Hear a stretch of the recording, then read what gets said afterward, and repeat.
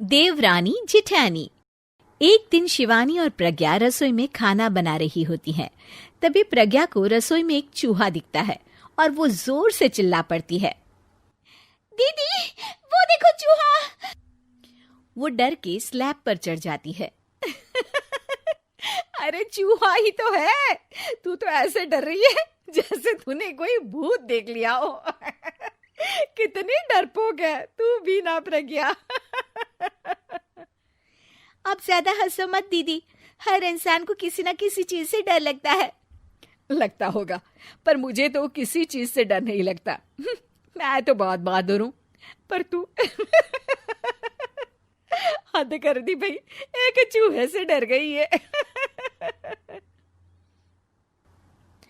एक दिन प्रज्ञा अपने कमरे से बाहर निकल रही होती है और तभी शिवानी उसे पीछे से आकर डरा देती है। प्रज्ञा एकदम से उछल पड़ती है। दीदी ऐसे भी कोई मजाक करता है क्या?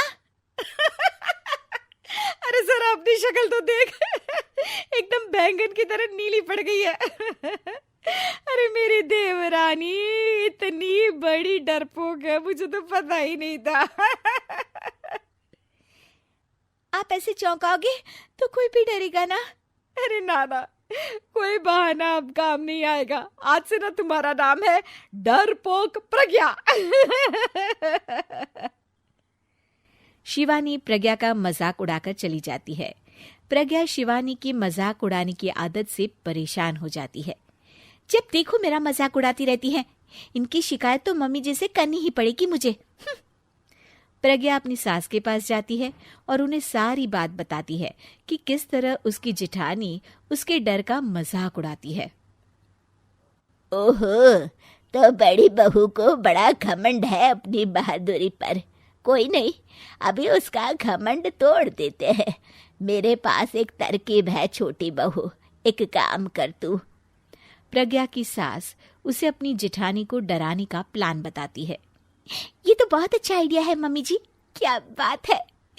आइडिया सुनकर लग रहा है कि आप अपने बचपन में काफी शरारती रही होंगी मम्मी जी।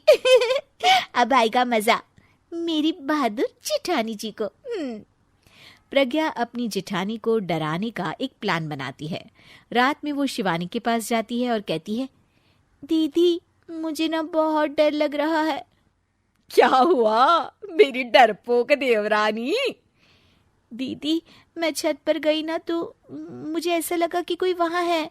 ऐसा लगा जैसे मुझे कोई वहां देख रहा था, जैसे कोई साया। अरे क्या बक रही हो, तेरा वहम होगा। नहीं नहीं दीदी, आप चलो ना प्लीज मेरे साथ, मुझे तो बहुत डर लग रहा है। मेरी एक साड़ी सूख रही थी, वही लानी है। प्लीज आप चलिए ना ऊपर मेरे साथ। ओफो, चल। प्रज्ञा शिवानी को बहाने से छत पर ले जाती है और वो उसके पीछे चल रही होती है। ले आ गए हम छत पर, कहाँ है भूत, दिखा, कहीं तो है नहीं। तभी प्रज्ञा चुपके से सीढ़ियों पर छुप जाती है और शिवानी छत पर अकेली रह जाती है। अरे प्रज्ञा कहाँ चली गई? प्रज्ञा एकदम से सीढ़ियों का दरवाजा बंद कर देती है। अब शिवानी को डर लगने लगता है। मैं नीचे चली जाती हूँ। लगता है प्रज्ञा भी नीचे ही चली गई है। तभी उसके सामने एक खुले बाल सफेद साड़ी में औरत खड़ी होती है। शिवानी उस औरत को देखकर डर जाती है। हाल तू जलाल तू आई बला को टाल तू, हाल तू जलाल तू आई बला को टाल तू।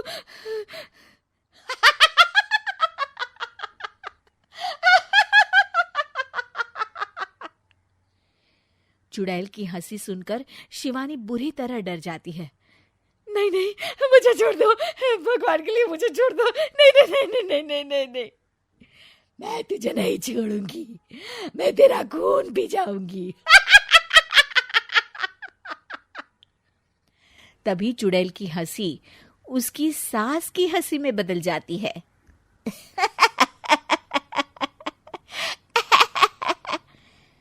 मम्मी जी, ये तो मम्मी जी की आवाज है। शिवानी आंख खोलती है तो सामने उसकी सास चुड़ैल का मेकअप करके खड़ी होती है और प्रज्ञा और उसकी सास जोर जोर से हंस रहे होते हैं। क्यों मेरी बहादुर जेठानी जी, आप तो कहती थी कि आप किसी से नहीं डरती। ये तुमने अच्छा नहीं किया प्रज्ञा। और सासू माँ, आप भी इसके साथ मिलकर।